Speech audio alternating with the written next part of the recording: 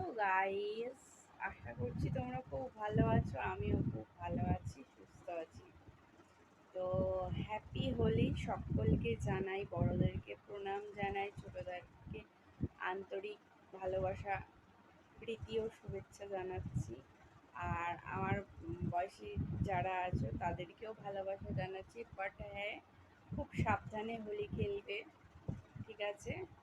আর বেশি গ্যাদারিংয়ে না যাওয়াটাই ভালো, ঠিক আছে? তো তোমাদেরকে একটি কথা আমি শেয়ার করছি, সেটা হলো গিয়ে, ধরো এখন শাড়ি পরে সবাই ভিডিও করে, শাড়ি, ড্রেস আপ, মানে বিভিন্ন রকমের সব তো এখন ড্রেস আপ আছে অ্যাভেলেবেল, তা পরে ভিডিও করে। তা আমি একদিন ছোট্ট একটা ভিডিও করছিলাম। আর ছোট্ট একটা ভিডিও করেছি, বেশি কিছু করিনি আমি। ওই ড্রেসটা পরে একদিন ভিডিও আমি দেবো আবারও। তো ড্রেসটা পরে আমি ভিডিও দিয়ে মানে করছিলাম। করতে করতে হঠাৎ করে একটা কমেন্ট পাস হলো, একটা না, প্রায় লক্ষাধিক কমেন্ট পাস হলো, ঠিক আছে? লক্ষাধিক কমেন্ট পাস হলো, এই তুমি কি দেখাচ্ছ? আচ্ছা বলো তো, কেউ দেখানোর জন্য ভিডিও করে?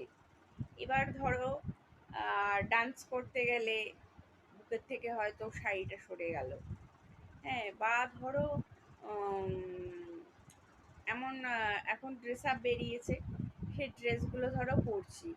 এবার ধরো নাচলাম বা ফটোশ্যুট করলাম, করলাম, হ্যাঁ, যদি ধরো বেরিয়েই যাচ্ছে বা এই দেখাচ্ছে, ওটাকে বলা হচ্ছে ইঙ্গিত করে, এই কি দেখাচ্ছ?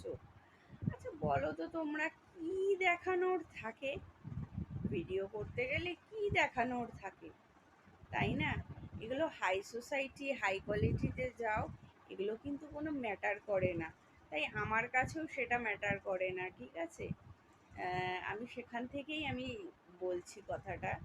হাই সোসাইটিতে যাবে, এই যাবে, সেখানে কিন্তু এসব কোনো ম্যাটার করে না।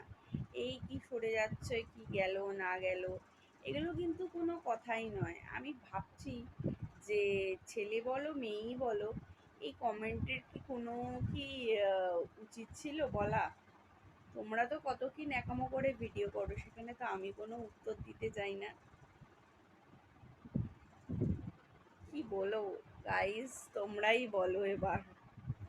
আমার আর কিছু বলার থাকে না, বুঝতে পারলে? ওই ভিডিও ড্রেসটা পরে একদিন ভিডিও